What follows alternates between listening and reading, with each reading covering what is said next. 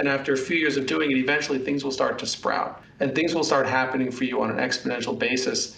Whereas other people who never made those multi-year investments may not be able to achieve those goals. Welcome to our Happy Rainmakers video series where point one can make a difference.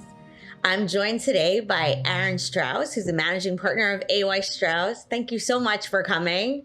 I asked you to join us because I know you're so good with business development.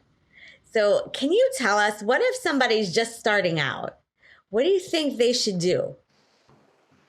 Thank you for having me on, Jen. I really appreciate it. And I think what they should do is they should first try to see in their mind where they'd like to be down the road. I think a lot of people, when they start their career, the early years are really just creating great relationships internally in their firm by doing great work, which is the way it should organically start. That's a healthy career in every service business, particularly the law. But over time, they want to start to see over the horizon. And this quote that I've heard a lot over the years is attributable to Jerry Rice, the famous football player, wide receiver. He said, "Do the things today that others won't, so tomorrow you can achieve what other people can't." And what that means is it means focusing on things that are important, not just urgent. Because let's face it, every day in the office, you're bombarded with 100 to-do things, to-do list items that are very urgent. But it takes a lot of work to say, I'm going to get to all those things. I may have to push myself a little harder to deliver on all of those. But I'm also going to take this hour or two out of my day to have this meeting. And with that, it's very hard for people starting their career to have that multi-year horizon. But typically the things you're doing today may not pay off for a few years down the road. But at a certain point, you have to start that process. And I think just visualizing starting that process, the earlier in your career, the better off you'll be. That's good advice. Do you have any advice about how, when you're a more junior lawyer and you don't have quite as much control over your schedule, you can make sure to fit that in somehow? It's a great question. I remember struggling with it mightily. I think you're always struggling with it. I always say breakfast is a great way to get started. It doesn't cut up the whole day like a lunch meeting. People will be willing to meet early for early morning networking events. I know you're a part of a successful group. You know, sometimes late nights are not possible given people's family constraints, but I think it's important you just start to flex that muscle early. And on top of that, the analogy I read earlier in my career was this J curve or hockey stick curve. So for example, say every associate starts at this line. This is the line of just showing up, doing good work, going home.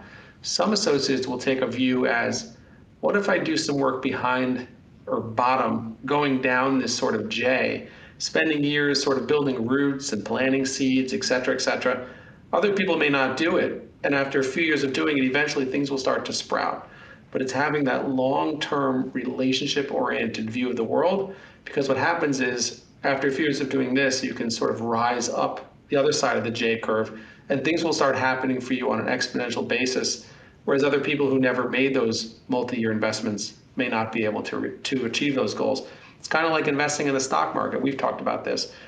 If you're in the service business, you're delivering documents, you're delivering quote unquote product, but you're primarily in the relationship business. And that relationship can be ruined in a minute, but it takes many years to build.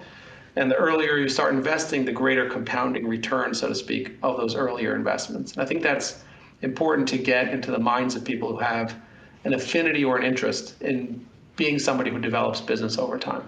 Well, I think that we've given some people a lot of great information. Do you have any last words, any last advice for a future Rainmaker who wants to be like you? I really appreciate that. I think that the main thing I would stress to junior folks is this is not taught in law school, so they shouldn't be embarrassed, ashamed, or sort of afraid of it. It's a different skill set, but those who embrace it will invariably have greater opportunities than those who do not. That's great advice. And I think you've given us a lot of really helpful information that people can use today, right after they're done watching this video. So thank you so much for being with me today. Jen, I really appreciate the opportunity, and thank you very much for having me on.